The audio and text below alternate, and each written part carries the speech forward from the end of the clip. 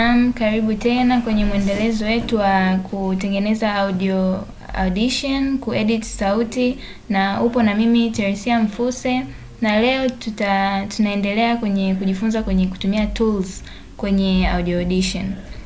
Naam, kuna tools 4 ambazo ni time selection tool, kuna slip tool, kuna razor selected clip tool na kuna move tool.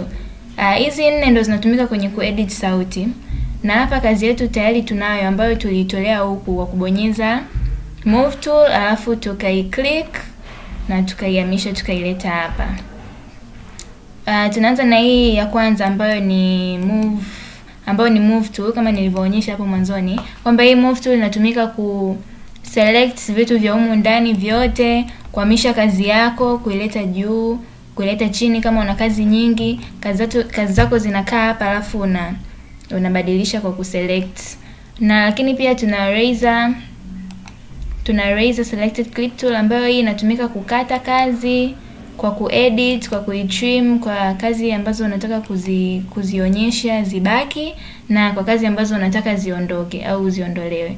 Ukishabonyeza hivi, unarudi tena kwenye move tool, alafu una select, unai-edit kazi yako. Kama unashusha chini kazi, ama kuna kazi unataka zikae hivi zisikollide, unakuja unairudisha kwa ku right click, alafu una edit hivyo kazi yako.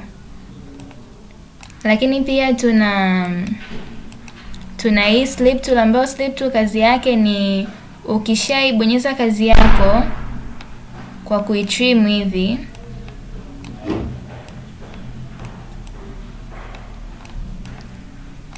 hii inaonyesha interval ya kazi, interval au sekunde ya kazi yako kwa ku scroll right au ku scroll left. Inakuonyesha hivi ili wewe uweze kujua ni wapi ambapo kazi yako unataka kuitengenezea, ni wapi unataka kuanzia kuedit. Kama ni kuanzia hapa au ni kwa kuanzia huko ambako kuonekana, unatumia ku scroll right and left. Lakini pia tuna hii time selection tool ambayo hii kazi yake ni kuonyesha time interval.